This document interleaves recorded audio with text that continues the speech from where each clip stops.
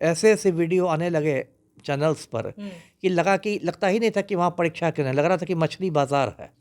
कोई बच्चा OMR sheet लेके भाग रहा है, कोई बच्चा दीवार फांद रहा है, कोई बच्चा गेट पर खड़ा है, कोई इधर है, मतलब अजीबोगरीब स्थिति है।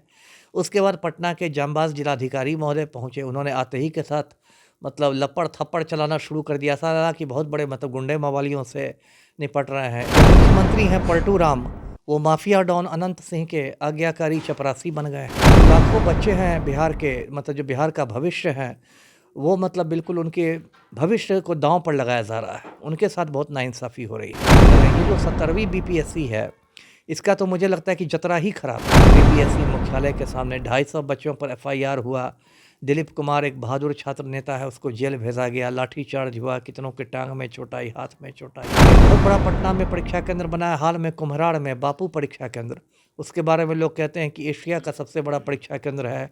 कोई कहता है 10,000 की क्षमता है, कोई कहता है 15,000 की क्षमता है।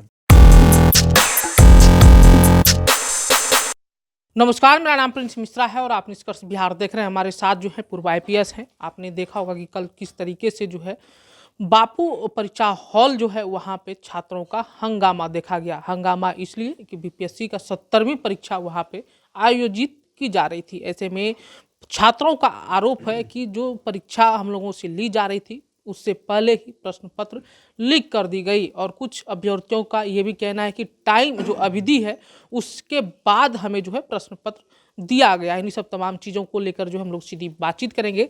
किस तरह देख रहे हैं कि जो कल बीपीएससी की परीक्षा हो रही थी उनमें जो है धांधली का आरोप लग गया। कोई भी ऐसा परीक्षा नहीं है जो कि अभी तक अछूता रह गया, भ्रष्टाचार के भट्टे मथे नहीं चढ़ा। ये सही कहा आपने। देखिए, बिहार में बिल्कुल अराजक स्थिति हो गई है। जो मुख्यमंत्री हैं पलटू राम, वो माफिया डॉन अनंत सिंह के आज्ञाकारी चपरासी बन गए हैं। जो अफसरशाही है बेलगाम है, एकदम बच्चों पर लपड़ थप्पड़ चलाते रहे। और जो लाखों बच्चे हैं बिहार के, मतलब जो बिहार का भविष्य है, वो मतलब बिल्कुल उनके भविष्य को दांव पर लगाया जा रहा है। उनके साथ बहुत नाइंसाफ़ी हो रही है। अभी आप बीपीएससी की बात कर रहे हैं, ये जो 17वीं बीपीएससी है, इसका तो मुझे लगता है कि जतरा ही खराब है। शुरू से ही कुछ ना कुछ हो रहा है। इसके बारे में कहा गया कि इस बार बम्पर रिक्तियां हैं, 2000 से ज़्यादा रिक्तियां हैं। 200 रिक्तियां एसडीएम पद की है, 136 रिक्तियां डीएसपी पद की हैं। उसके बाद इसमें 4,83,000 बच्चों ने फॉर्म भरा। उसके बाद देखिए एक विवाद पैदा हो गया इसमें नॉर्मलाइजेशन का, कि नॉर्मलाइजेशन होगा परसेंटाइल के माध्यम से, 3 सेट आएंगे क्वेश्चन पेपर्स के। उसको लेके देखिए कितना हंगामा हुआ। 6 दिसंबर को पटना में प्रदर्शन हुए बीपीएससी मुख्यालय के सामने, 250 बच्चों पर एफआईआर हुआ। दिलीप कुमार एक बहादुर छात्र नेता है, उसको जेल भेजा गया, लाठीचार्ज हुआ, कितनों के टांग में चोटाई, हाथ में चोटाई। और उसके बाद शाम तक आते आते बीपीएससी की एक प्रतिक्रिया, एक स्पष्टीकरण आया कि नहीं, नॉर्मलाइजेशन का तो कोई प्रस्ताव ही नहीं है। अगर प्रस्ताव नहीं था तो ये बात आपको हफ्ते भर पहले कहनी चाहिए थी, तो असमंजस की स्थिति नहीं रहती। आपने सब कुछ जब होने दिया तब आप आके कह रहे हैं कि ऐसा कोई प्रस्ताव नहीं है, तो कहीं ना कहीं संवेदनहीनता है। उसके बाद देखिए कल क्या तमाशा हुआ है। कल 13 दिसंबर था, तो इसकी प्रारंभिक परीक्षा थी, पीटी थी। और पूरे बिहार में 36 जिलों में 912 परीक्षा केंद्र बनाए गए थे। सिर्फ पटना ज़िले में 60 परीक्षा केंद्र थे। और एक बहुत बड़ा पटना में परीक्षा केंद्र बनाया हाल में कुम्हराड़ में बापू परीक्षा केंद्र। उसके बारे में लोग कहते हैं कि एशिया का सबसे बड़ा परीक्षा केंद्र है। कोई कहता है 10,000 की क्षमता है, कोई कहता है 15,000 की क्षमता है। अब देखिए 12 से 2 बजे तक की परीक्षा थी और 1 बजे ऐसे ऐसे वीडियो आने लगे चैनल्स पर कि लगता ही नहीं था कि वहाँ परीक्षा केंद्र है, लग रहा था कि मछली बाजार है। कोई बच्चा ओएमआर शीट लेके भाग रहा है, कोई बच्चा दीवार फांद रहा है, कोई बच्चा गेट पर खड़ा है, कोई इधर है, मतलब अजीबोगरीब स्थिति है। उसके बाद पटना के जांबाज जिलाधिकारी महोदय पहुँचे, उन्होंने आते ही के साथ मतलब लपड़ थप्पड़ चलाना शुरू कर दिया। ऐसा लगा कि बहुत बड़े मतलब गुंडे मवालियों से निपट रहे हैं, जबकि ये जो बच्चे हैं उनके बच्चे के समान है। तो खैर ये सब हुआ। उसके बाद डीएम का कहना ये है कि देखिए हर कमरे में 273 बच्चे बैठाए गए थे, और जो पैकेट आता है बीपीएससी का, एक पैकेट में 288 पर्चे रहते हैं, लेकिन एक पैकेट खोला गया तो उसमें सिर्फ 192 प्रश्न पत्र थे, यानी कि 96 प्रश्न पत्र कम थे। तो इसलिए दूसरे कमरे से लाना पड़ा प्रश्न पत्र। उसी में पैकेट खोला गया तो एक हल्ला हो गया कि भाई पेपर लीक हो गया है। जो उनकी सफाई है, मैं नहीं जानता कि इसमें कितना दम है। उसके बाद कल बीपीएससी के चेयरमैन ने किया है प्रेस कॉन्फ्रेंस।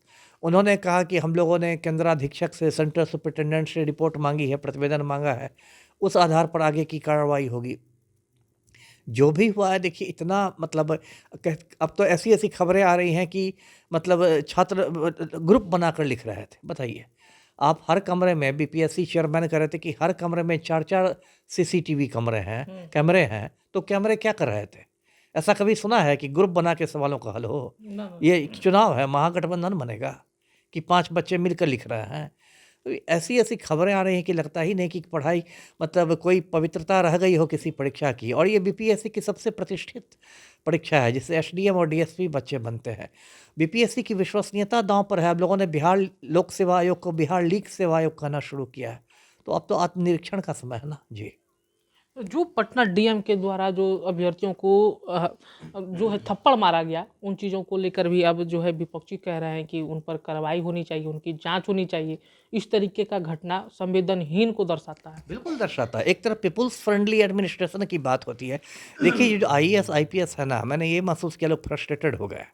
अब देखिए, बड़े बड़े माफिया को टच करने की इनकी औकात नहीं है।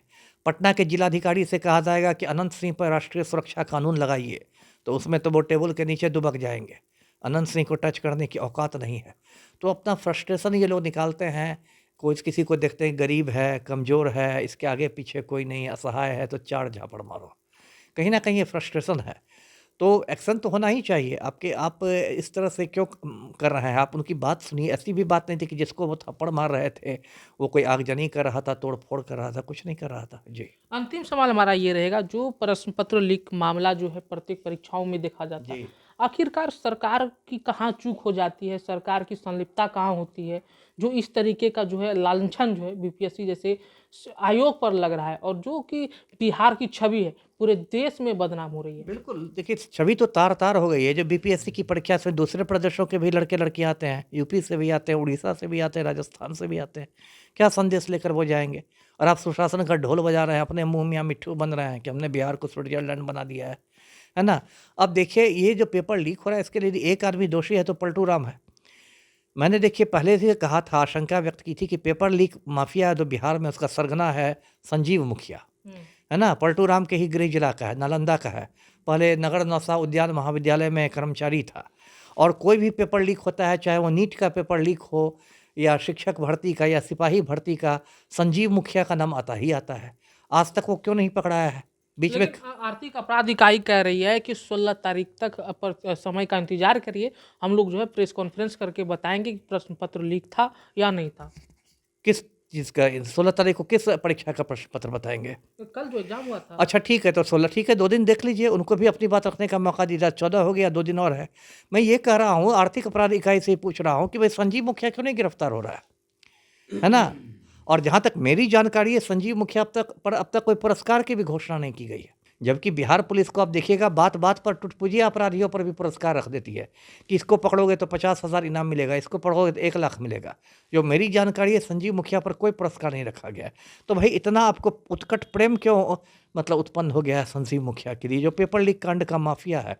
अब उसके जदयू से चुनाव लड़ने की चर्चा हो रही है। क्या मजाक है?